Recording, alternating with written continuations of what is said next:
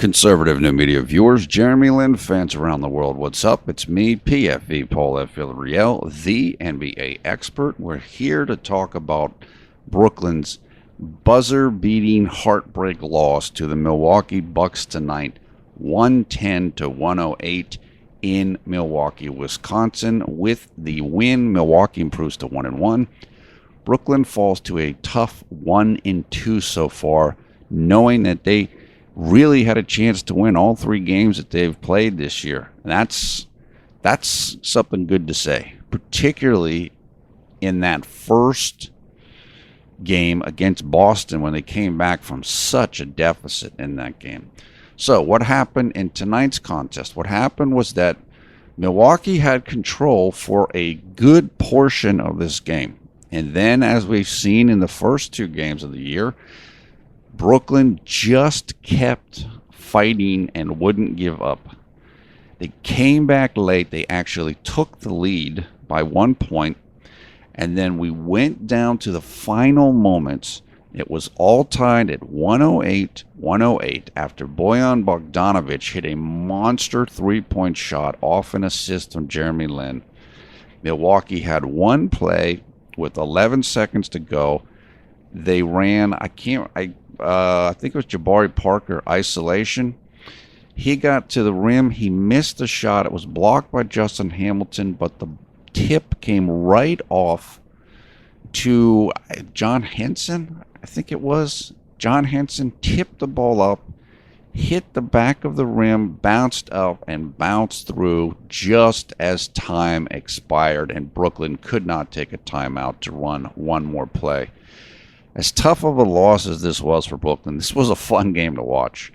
The Nets are fun. They're really mentally tough, and they just don't give up. They haven't. How many points have they lost by cumulatively this season? 5 points? Or no, maybe 8 points, 7 points. I think 5 points to the Boston and 2 points tonight to Milwaukee. So this team is in every game they're playing so far, and that's a really good sign. It's difficult to lose, particularly under circumstances like this, but this team has to feel good about themselves. This is a back-to-back. It's Milwaukee's home opener. They're sitting there. They're rested. You just flew in. You're missing Brook Lopez, who didn't play in this game, to rest him. And Grievous Vasquez was out of this game like midway through the game because his ankle was acting up. Randy Foye didn't play in this game, and you still almost won. As somebody put it on Twitter, and I think that was a perfect way to say it. They could have won this game even without those three players, or with Grievous 2.5, because he was out half of the game. And you're playing on a back-to-back, and it's their home opener when teams usually are at their best and they're pumped up and the crowd is pumped up. So all things considered, Brooklyn played a really good game tonight. Let's talk about statistics quickly. Milwaukee got 21 points, 11 rebounds from Giannis Antetokounmpo. You know who I'm talking about. Giannis, the Greek freak. Antetokounmpo. I can't say it right now, so I'm not even going to try. I had it, and now I can't remember it. And Rashad Vaughn, 22 points. He was a huge factor. He just kept hitting three-pointer after three-pointer. Milwaukee had 8 threes as a team, and Rashad Vaughn had 6 of those. He kept hitting shots, and they needed every one of them tonight. Brooklyn, 26 points and 8 rebounds from Bojan Bogdanovic. He was fantastic tonight. A lot of his stuff wasn't even three-pointers. It was closer to the rim.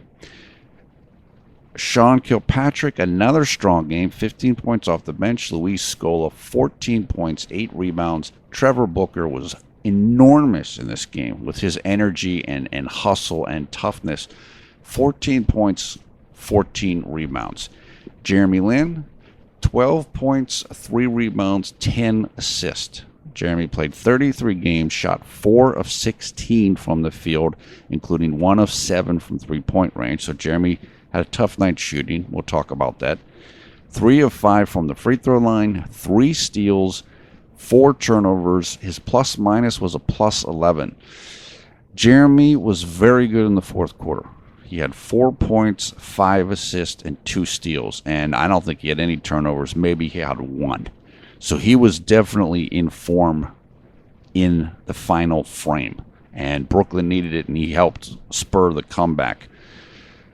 Jeremy shooting was off tonight. And I said on Twitter that I felt that was because he wasn't getting open shots. Everything he was shooting, Milwaukee was right up on him. And Jeremy in the past has had times where guys have blocked his shot. I'm talking about his jump shot. Milwaukee is one of maybe 3 or 4 teams in the league that's super long. Like, they have very long arms, they're tall, and they're really athletic. And they can affect you in that way. And I thought that Jeremy could not get his shooting rhythm because of that length and help that Milwaukee was getting on his jump shots. And then I think that kind of affected him for the rest of the game in the sense that, well, he never got into a shooting rhythm. And so he did get a few open shots down the stretch, and he couldn't hit them because he wasn't in rhythm. That's what I think happened to him in this game. So I'm not going to freak out about it. Just some players don't have to worry a lot about getting their shot blocked, but some players do, and particularly against certain teams, and Milwaukee is one of those teams. They will get out on you, and they will block your shot, even your jump shots. So I'm not going to read very much into this. Of course, Jeremy's legs could have been a little bit tired, could have been anything, but I'm not concerned about it. I think it's just one of those nights. And the truth is, he will have some of those nights against teams like that because you don't get open shots. Everything's contested. Everything is under pressure. And that, of course, makes shooting a lot harder. As I mentioned, Brook Lopez sat out of this game. He is not hurt.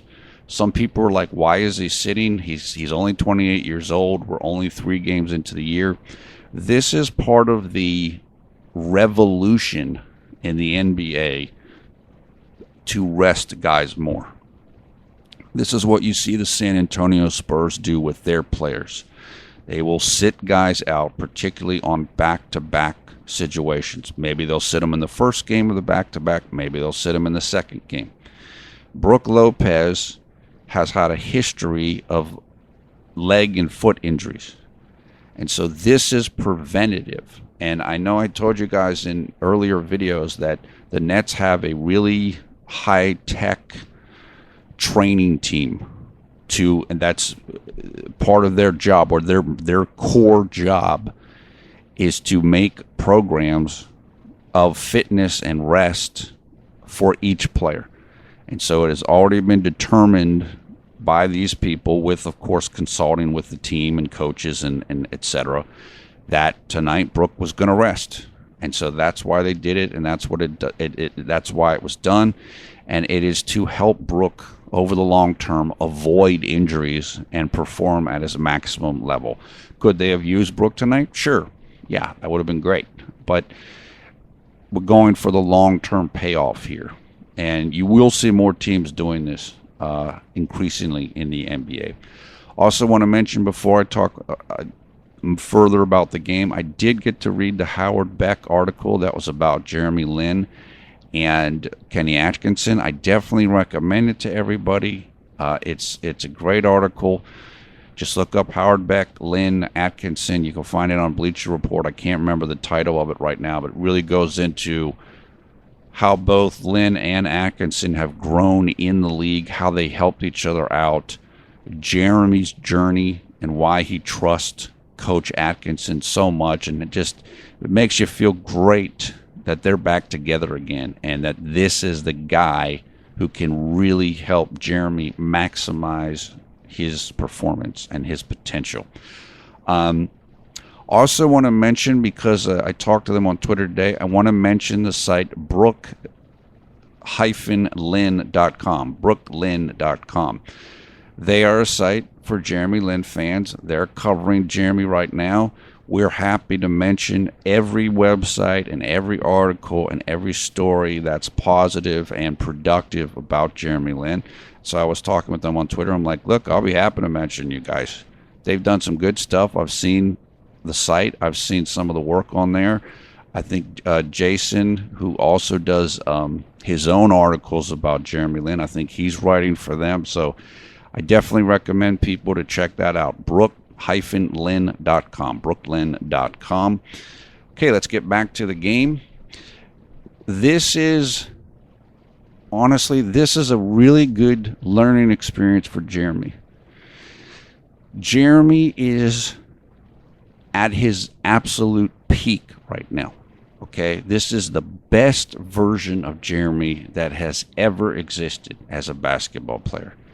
But there are still going to be moments or nights or situations that are difficult for him. Not only is Milwaukee very tall, very athletic, and long-limbed, they also were very focused on stopping Jeremy tonight. He was the core of their defensive attention. So they were double teaming him and trapping him and really basically trying to make everybody else on the Nets beat them rather than Jeremy Lin. Of course, Milwaukee is coached by Jason Kidd, the legendary, and I don't know if he's in the Hall of Fame yet, but he will be, Hall of Fame point guard himself. He knows everything about how important a point guard is to a team. And so the goal tonight was stop Jeremy Lin. And it worked pretty well, at least until the fourth quarter when Jeremy started dishing the ball out. Jeremy was struggling for a lot of this game, but he still ended up with 10 assists, 4 turnovers, 2.5 assists to 1 turnover ratio. Very good, particularly against this type of a team.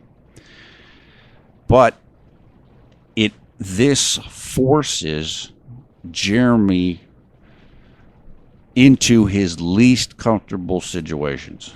How do you deal with these tall, athletic guys that are making it difficult for you to shoot or handle the ball or make decisions? And also, there was at least 1 or 2 instances in this game where Jeremy was in a one-on-one circumstance where he's got to do his own kind of isolation move.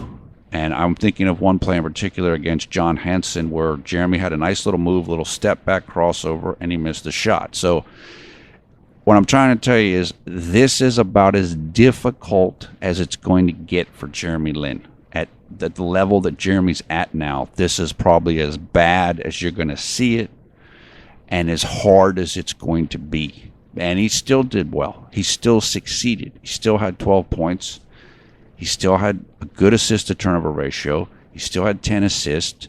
He still made key plays down the game, including getting the game-tying assist to Boyan for the made three-pointer. And as I've said, I like this. I don't want to see Jeremy struggle, of course, but I want him. This is like a little thing he can put under the microscope and the game film and really go over it and work on those couple final things to fine-tune his game. We talked about it the other day, ball handling, decision-making, and those one-on-one perimeter moves in isolation offense. They're definitely, I've told you this earlier in the season, they're running isolations for Jeremy at least every now and then. And the ones that I've seen so far this season have been Jeremy in the corners, where he's in the left corner or the right corner, and the play is designed for Jeremy to go one-on-one against his man. So he wants to keep working on it. Again, the reason why that's a challenge for Jeremy at times is there's 2 reasons. One, he's still working to perfect his ball handling, and he's not Steph Curry or Kyrie Irving yet. Neither is anybody else. And he's not super explosive. Some guys that are good on the isolations, their isolation is drive to the basket and jump over everybody. Well, Jeremy can't do that. So, okay, what can you do? And those are 2 areas that he can still work on, and that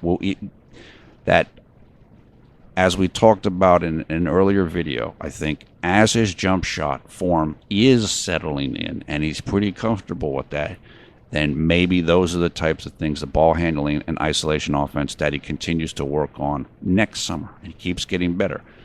And so this is the type of game that's going to make Jeremy look at that and get even better. And like I said, look, Jeremy's, if we look at a pyramid of steps up a pyramid, and there's 100 steps to get to the perfect basketball player, or JLin as a perfect basketball player, he's already climbed like 85 of them. He's well on his way to the top. There's just a couple more, and this is good because this will help him get from step 85 to step 95. And so that's why I actually like this. And look, Jeremy played great down the stretch. So he came through, but it was a challenge. It was hard. It was on a back-to-back. And so don't think, Jeremy's not really that good. This game kind of proves it. He's like the old guy. He's not. No. Jeremy is really good. He has improved a ton, but this is exactly the toughest circumstance that he's going to face in a game just like this.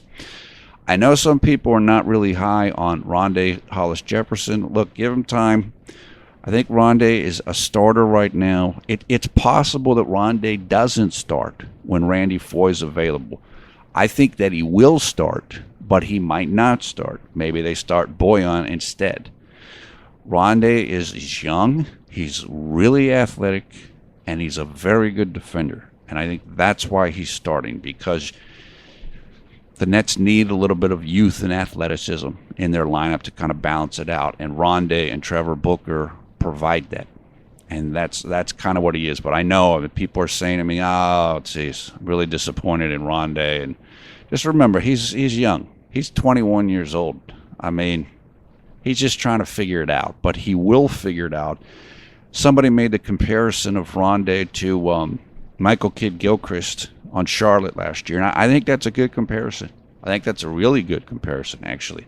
They're both long, tall, athletic guys who are kind of raw in their skill level. Well, Michael Kidd-Gilchrist has improved tremendously as a player, and I'm sure Rondae will do the same. And just hang in there. Like I said, this is year one. These guys are not a finished product individually, and the team is not a finished product. But, again, they fought through it tonight. Look, nobody, I can tell you this, absolutely certain, no one in the NBA was going to think that the Nets were going to be competitive and maybe win their first three games. If you looked at the schedule and see Boston, Indiana, and then back-to-back at Milwaukee, I would have told you that almost nobody in the NBA would have picked that was going to happen, and that Brooklyn was going to play as well as they did, and had a really good chance to be at least 2-1 in their schedule so far. So I'm cool.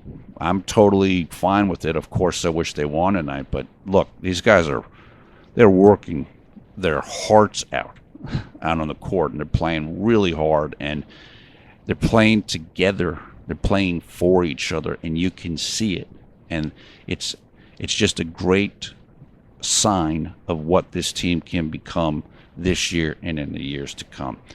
And as I said, Jeremy himself had to fight through a tough start, particularly with his shooting, but also with a couple of turnovers early. He did have some turnovers early, and they were double-teaming him and trapping him and really hounding him. I mean, they didn't even want him to get the ball on certain possessions. I mean, it was really all over him.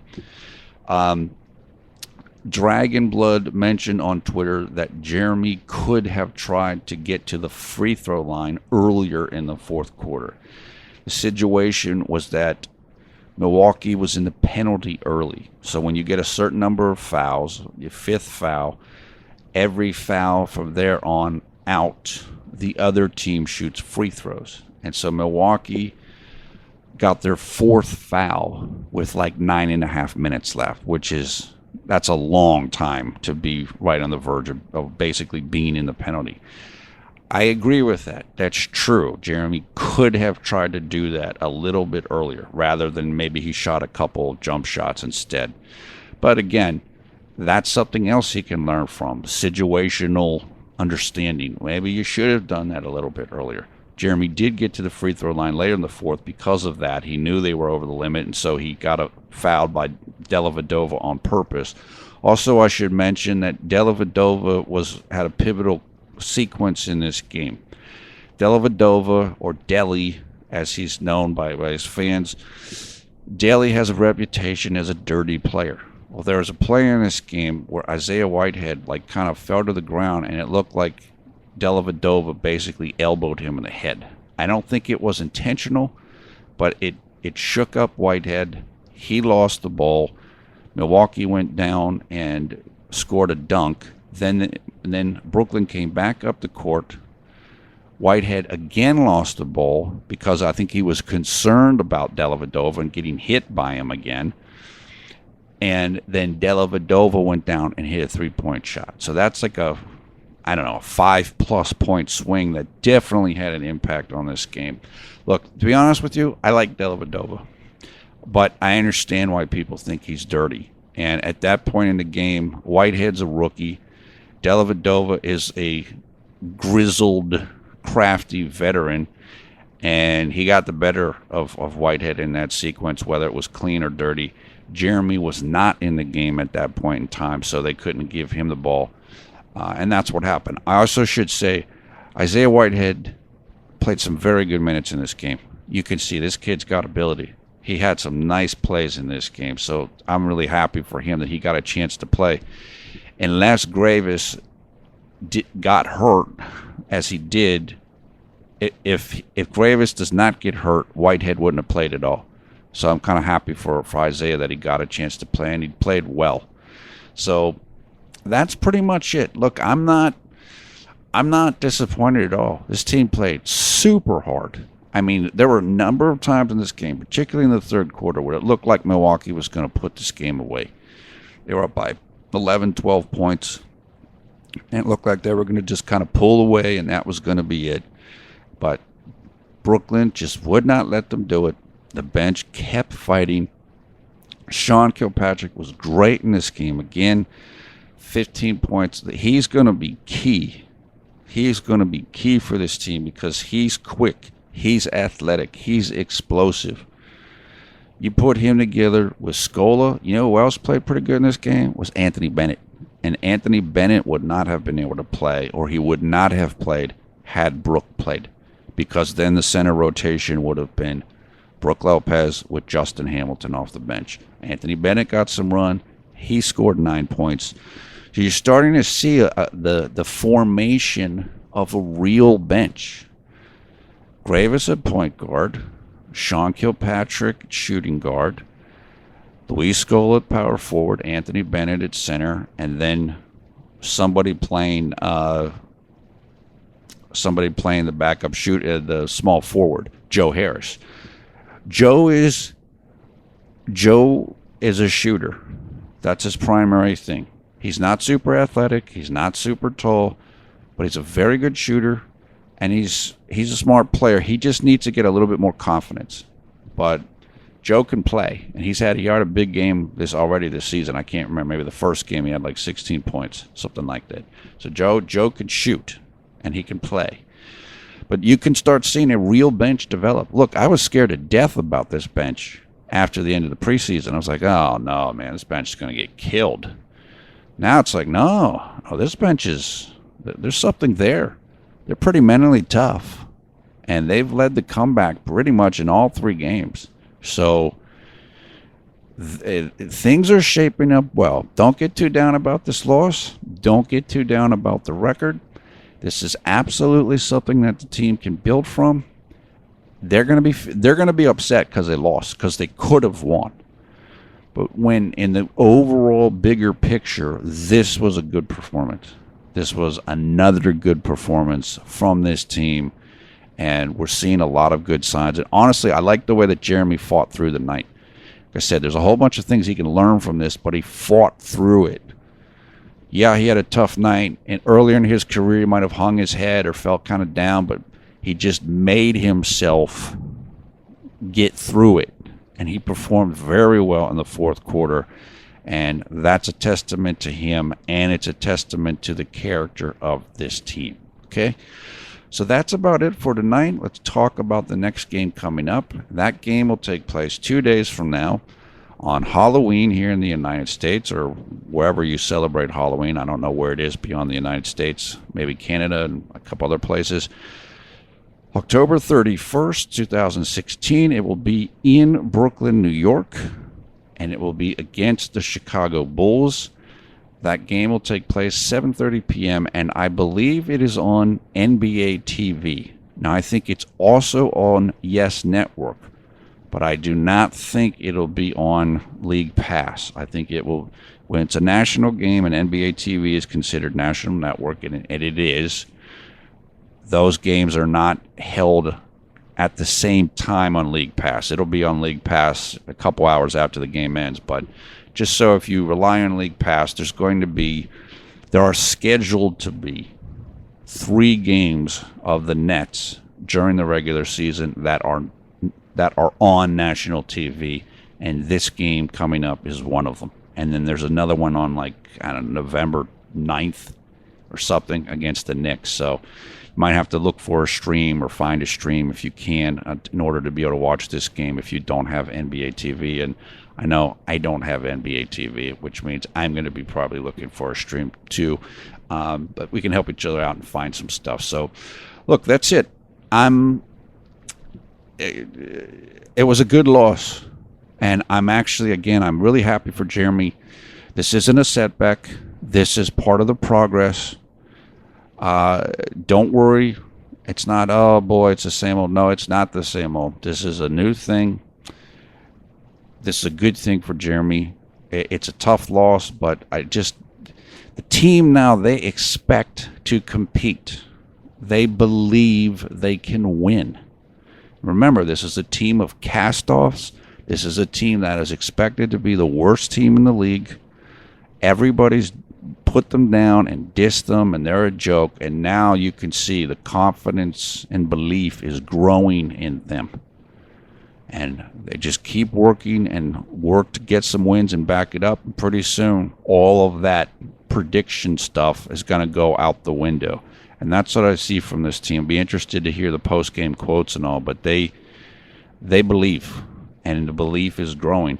Also, they showed the schedule, the extended schedule for the Nets over the next 6 or 7 games, and they're going to be in the Brooklyn area for like the next 6 or 7 games. Like maybe there's one game where they have to fly out, and that's good, which means they can kind of settle in, have a little bit of a homestand, or the games that they are playing away are like maybe against the Knicks or other local teams or whatever. So good.